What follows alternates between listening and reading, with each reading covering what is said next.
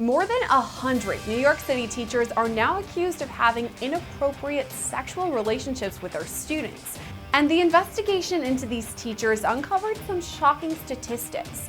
Many of the educators allegedly texted or messaged the students on their personal cell phones or social media apps. One specific teacher is accused of sending almost 30,000 late-night texts to one of her students. There's an overwhelming number of cases, so let's start at the very beginning. Between 2018 and 2024, 121 cases of inappropriate student-teacher relationships have been reported in the New York City public school system. It's been an ongoing problem, so much so that there is an entire task force to investigate these reports. Since 2019, the Special Commissioner of Investigation for the New York City School District has made a repeated request to the City Department of Education, ban school employees from contacting students with their personal numbers or social media apps. According to the New York Post, the Special Commissioner has petitioned the Department of Education for this 54 times, but to no avail. And all of that leads into the dozens of cases where New York teachers allegedly crossed the line. The New York Post has reported on this trend for nearly 3 years at this point, citing an uptick in apparent student-teacher relationships. Here are some of the more disturbing cases.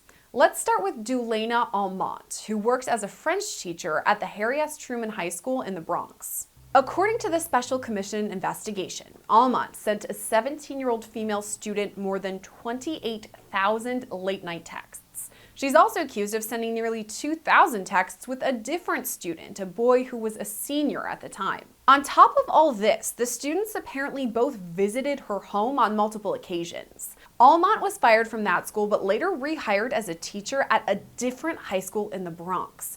After all this, Almont sat down with the New York Post for an interview and said, quote, "I can't be guilty if I'm still a teacher. Still a teacher working elsewhere. Like, you really can't effing touch me." And as a reminder, this is the same teacher who sent a combined nearly 30,000 late-night texts to her students. It's a similar pattern with Danielle Medellin, a math teacher at the Institute for Collaborative Education in Manhattan. She apparently sent more than 5,000 flirty and sexual text messages to an 11th grade boy. SCI apparently recommended Medellin be fired, but she resigned before that could happen. Her LinkedIn has been removed, but according to the New York Post, she now apparently works as a New York Times data analyst. Other teachers are accused of sending similarly inappropriate messages to their minor students as well. There's Daniel Mattuck, who taught graphic design at William Cullen Bryant High School in Queens. He's accused of sending more than 700 texts to a 15-year-old student. In real life, he apparently forced this girl to hug him when she was in his classroom and it was empty. According to the investigation from SCI, Mattuck was grooming the girl. It's a similar story for Ellen Hun, a teacher at the Civil Leadership Academy in Queens. She apparently sent more than 9,000 texts to a male student. A significant chunk of these texts were sent after 9 p.m. or on the weekends. Similarly to the other teachers, Hun was also seen hugging this student in her empty classroom multiple times. She still denies having sex with him. Natalie Black, a teacher at Hillside Arts and Letters Academy, was apparently sexting a 17-year-old boy, allegedly sending him and other kids pics and videos of her dancing naked from the waist down. There were also allegedly videos of her deep-throating a liquor bottle. Joseph Canzanieri of Townsend Harris High School is accused of having sex with a student who he allegedly brought to an apartment. According to SCI, he allegedly gave this girl wine and marijuana during this time too. Scott Biskey, a music teacher at Jamaica Gateway to Sciences High School, allegedly sexually abused and groomed a female student. According to the New York Post, he sent her more than 700 messages and told her to save his name under a fake name so as not to arouse suspicion. Social studies teacher George Luna allegedly texted and called a female student starting from her freshman year at the Bronx Center for Science and Mathematics. According to SCI, Luna made inappropriate comments on her Instagram. He apparently called her legs sexy and wrote, quote, "You should have opened them." He also apparently called her at midnight on FaceTime to wish her a happy birthday. History teacher Anthony Skillero is accused of sending texts to 3 female students late at night. According to the Post, he joked about one student having sex in front of the other 2. These incidents, the ones that we just highlighted, are just a taste of the alleged misconduct. According to SCI, there were at least 121 cases between 2018 and 2024. So let's dig into these cases just a little bit deeper. I'm going to bring in trial attorney Krista Ramey.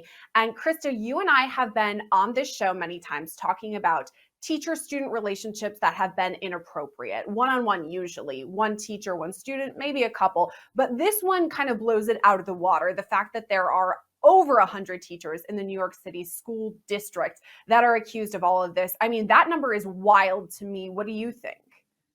And I was just, we were talking before we went on air, and not that wild to me. In fact, it's not expected, unexpectedly high. I think that it's probably a lot higher, and this is what they've learned from this kind of deep dive that they did, that there's probably a lot going on that they don't even know yet.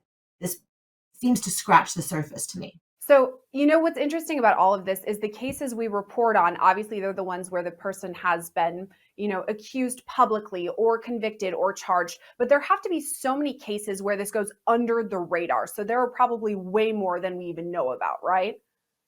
Yeah, and so kind of just to use an example, one of my cases right now, I have with a bunch of other different law firms. There are many plaintiffs involved, and it was something that happened over a period of decades. So there was a coach that had a hidden camera in the girls' water polo locker room and was filming them for 10 years.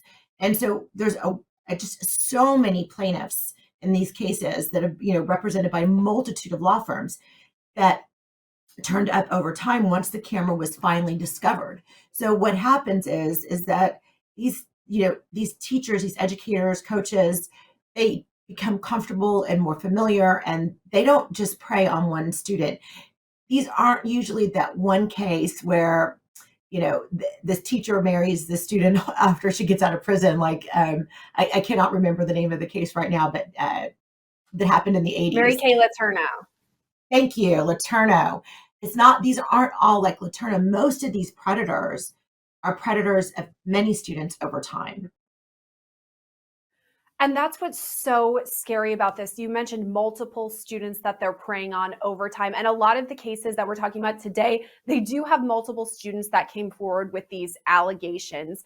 I mean, do you think that's showing a pattern that if a teacher does this to one student and then on to the next, it's something that they are just a sexual predator? Yes, I mean, even one, they are, forget about any kind of repeat. They do it once, they're a predator. And in one of the articles that I read about this case, what was disturbing to me is it noted that the teachers were either terminated or reassigned. Like reassigned. Like, I'm not saying that people cannot eventually be able to work again or don't have to be in jail for the rest of their lives. I mean, we can have a conversation about that depending upon the degree of harm caused. But they should never be in the presence of children again. They should not work in education. They should have no role in framing education for our children if they do it even once. You brought up something I wanted to talk about too in this case. There's one specific teacher, I think a couple of them have been rehired, but one specific teacher who basically came out and said, "You guys can't touch me. I was terminated from one school, but now I work at another. I haven't been convicted of any sort of crime, so I'm going back to teaching." That to me, wild that that's even possible that she could do that. Why is that? There just aren't the procedures in place to prevent her new hire? That stumped me, and I don't have a good answer for that.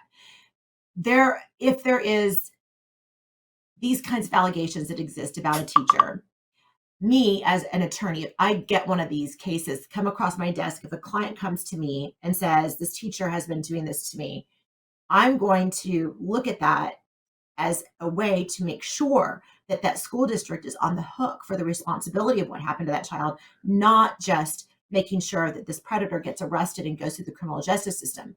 So this exposes the school to liability. I don't understand how that is happening in particular. It does that one particularly blew my mind, and I did not understand it. That vetting process needs to be really secured and fine tuned because these people are with our children who are a very vulnerable population. Talking about that same teacher who was rehired at a different school, she spent almost 1,000 text messages to students. There was one female student, one male student. And a pattern I saw throughout all of these cases is that oftentimes the teacher would contact these students after 9 p.m., so the late night hours. To me, I'm thinking perhaps that's because the children are in their beds away from their parents. The parents could be asleep, they're more isolated or vulnerable. Exactly that. Exactly that. And New York City Department of Education, like every other school district that I've ever been involved with, LAUSD has a cell phone policy and a social media policy. Teachers are not supposed to contact their children on their personal devices except for in an emergency situation. And that happened, I think, several times in one of the cases that we were looking at here during COVID. And this teacher just became comfortable. Any contact with a student on their personal phone should be documented in that student record. Teachers are not allowed to do it. And so what they're doing is this is their way to subvert that. They're not using their school email. They're not using their any school devices or going through a school app. They're going through direct messages on Snapchat or however it is that they're communicating, and they're trying to be secretive about it. Whenever you're being secretive or elusive about something, that's a sign of grooming. It's a clear red flag. And parents need to talk to their kids about giving their teachers their personal devices. There is no reason, even unless you are an emancipated minor, there is no reason that your teacher should have your cell phone number. I didn't have a cell phone when I was a child. I'm sure you didn't either. We didn't have to have that experience where we had that, ability to communicate. I remember when I got my own phone line in my room, it was a big deal. Teachers don't need these ways to communicate with kids. They just don't. And they can do it all through a parent, or they can do it through email, and, period, full stop. And so that was a big problem and a big red flag.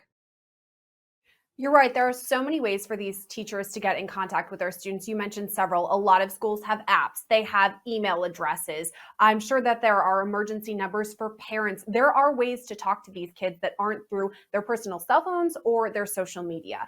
And you mentioned it a bit here, grooming. I wanted to go back to that because it's so important. At some point, these teachers either had to reach out on Facebook, Instagram, whatever, and add these students, or the students gave over their usernames, their handles, whatever. They were exchanged in some way. Either way, that screams to me grooming, the fact that these children were opening up their social media lives to teachers. I think a lot of times kids let a lot of people into their world unknowingly. I have clients that have so many followers online, and I make them go private when we get involved with them. And I think that they're just more apt to allow people into their worlds because they're so comfortable sharing on social media in a way that millennials and Gen Xers just aren't, quite honestly. And so, what we think is comfortable to share, they have no problem sharing. So having a teacher reach out to them and them accepting it doesn't seem awkward or weird to them. What is weird is the teacher doing it in the first place. And so there are policies, and they are always articulated in student handbooks about social media policies, and not accepting friend requests from, teachers, or not reaching out to teachers and asking to be their friends on social media in the first place. So, you have that. But teachers don't get to the point of asking, to follow someone or exchanging information on social media as a first step. It happens long before. I mean, grooming is a very slow and gradual process. And teachers are taught how to identify this in their colleagues so that they can report it, and report it as child abuse to the appropriate authorities. Parents need to have better resources available to them for their children in them to know what is an appropriate contact with a teacher and what isn't an appropriate contact with a teacher. I think that's really important for parents and students, as you said, to know what's right and what's wrong. Obviously, we know the basics of calling your teacher after school, going to the teacher's home. I mean, that's a clear violation of privacy and way off the edge. But are there things parents should pay attention to or keep an eye out for that may not seem bad right from the surface, but could lead to grooming or other things? Yes, absolutely. And so what you're looking for is, you're looking for that one-on-one alone time. So that offering to tutor, that showing special attention, the excessive praise, Those are kind of the beginning phases of grooming. And then you kind of get into, oh, you know what? Little Kathy was at school late today, and y'all are on my way home, so I'll drive her home for you. So then it's inserting yourself into their lives. It is offering to help the family, buying gifts for the students, um, hugging a student, caressing a student in some way, whether it's just kind of rubbing a shoulder or something, all inappropriate. And you just see kind of that those little familiarities kind of get more and more frequent until you then see, these lines that are drawn or crossed. And the problem also becomes where there's like these blurred lines. There's appropriate use of social media and contact with social media with teachers for educational purposes, certainly. And the New York Department of Education, like the LAUSD, recognizes that. But there's also those inappropriate ways, and you see field trips, for instance. Teachers are, off campus with students. They go on trips. My kids went to the Grand Canyon and to Yosemite on overnight trips that were part of their school and education. So you have to have training in all of these areas and make sure that students and teachers know what not to look for when you're in these environments where there are those blurred lines. And what we have to remember too is this is such a vulnerable population. These are kids whose bodies are changing, their minds are changing and developing. Some might feel vulnerable or unloved, and now there's a teacher who's showing them attention and making them feel special. So I don't blame the kids at all, because it's something that probably feels good, getting the compliments or love that you're searching for. But something could be off, start to feel a red flag. But for kids, here's my question. For kids, sometimes it's tough to come forward because they wonder, wait, was that an accident that they touched my leg? Am I going to get in trouble for reporting my teacher? I mean, do you have any tips or anything for kids coming forward? Yes. First of all school districts that I've ever been in contact with in the litigation side of things, I know have in California, there's a requirement that there be anonymous online reporting. So kids can report these things anonymously where their name isn't even part of it if they don't feel comfortable. But they should also know that even if they're wrong, saying, I don't like to be touched on my leg is a fine boundary to be establishing. You have rights and you can set boundaries as a kid. And even though you have to be in school and you have to obey and you have to do all of these things, when it comes to your body and your autonomy, my body, my choice is a great mantra. And you should be able to feel comfortable and empower your child to say to any adult, I don't like to be touched like that, or I don't feel comfortable being hugged. Or if someone is excessively praising them, say, thank you, but I don't need that kind of compliment. To be able to press those boundaries in a polite way. Those are really good tips, because it is a fine line between respecting your teacher and following their directions, but also, as you said, your body, your choice. If you don't want to be touched, you shouldn't have to. So I'm really glad you brought up those tips. Talking about the civil side of things too, do you think any of these students or their families could come forward with civil suits against the school district or the teachers? So depending upon, I know New York had a look back period for a period of time for older cases, and some of these cases are in fact older. So yes, I think that their look back period expires pretty soon in New York, and I'm not as familiar with New York law. Here in California, any child that is molested as of January of last year, there is no statute of limitations at all on when they can bring a civil lawsuit against someone, which is fantastic. And you see laws across the country becoming more liberal in how many years it is. Currently in California, for most of my cases, because things happened before January of 2024, the law is up until the child is 40 years old. And even after 40, there are ways to be able to file lawsuits when they have recently discovered that they're whatever they're experiencing emotionally, or the damage that was as a result of childhood sex abuse. So here in California, these kids have until they're 40 years old realistically to file these lawsuits. It is very difficult for children to come forward even after it happens. Sometimes, particularly with boys, they think, kind of that hot for teacher thing, the Van Halen song in the 80s, and their friends are like, "Wow, you're lucky," and you kind of get that teenage boy, to your point earlier, that, you're going through puberty, there's all these changes, you're awkward, don't know if that was right or wrong. But as you get older, you realize, whoa, that was not okay, what happened to me. And you realize that there was some significant harm that was caused later in life, whether it's with relationships or in your own marriage later in life, that really are because of what that abuse was when you were a child. It absolutely makes sense to me that as they get older, they're going back and reassessing their memories and realizing something was way off. So I'm really glad that a lot of these places are opening up the length of time, the statute of limitations in these cases. I do have to wonder, though, about these students who grow up and become adults and bring these cases. If it's really tough for them because they are the witnesses, they are the star witness, they're the one who has to come forward with all of the details, especially if this happened 10 or 15 years prior. Is it really tough for them to go on the stand, talk about these things, relive it over and over in front of people? It is, and any lawyer that does this kind of work really understands kind of trauma-informed approach to litigation and understanding that these kids are being re-traumatized if they're doing it when they're younger, even when they're doing it when they're older. I mean, they're having to experience their trauma again and again, whether it's in written discovery responses and depositions, and then maybe ultimately at trial. Fortunately, most of these civil cases get settled. I think that that's true across the board with civil litigation, despite popular belief. About 98% of all cases settle before having to go to trial. The ones that go to trial are a little bit more complicated and different. I would say that what you see with a lot of these cases, and you noticed in these New York cases, that there was multiple victims in with one teacher and a lot of times. So what happens sometimes is you get these public accounts that will, be released like this one, and it will allow that comfort in numbers to happen with some of these victims, that they feel that they're not as ashamed of what happened to them because there was others that it happened to as well.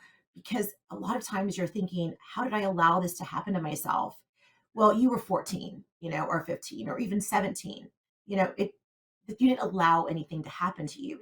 Someone did this to you. So having that comfort in protection with the numbers sometimes is good.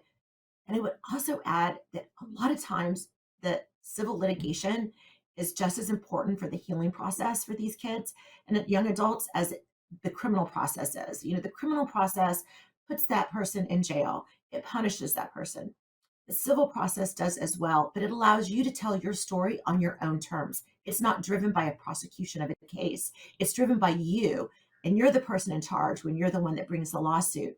So, the criminal case is on behalf of the people, the civil case is on behalf of you, the survivor. And I think that that is very important. And for a lot of people, it's very healing. It's great to hear that there is some sort of light at the end of the tunnel, as you said, healing, kind of closing that chapter of their life and being able to move forward. Lots we covered today in our interview. Krista Ramey, thanks for coming on, though, and giving us some tips for people who may be struggling with these issues. Thank you so much. Anytime.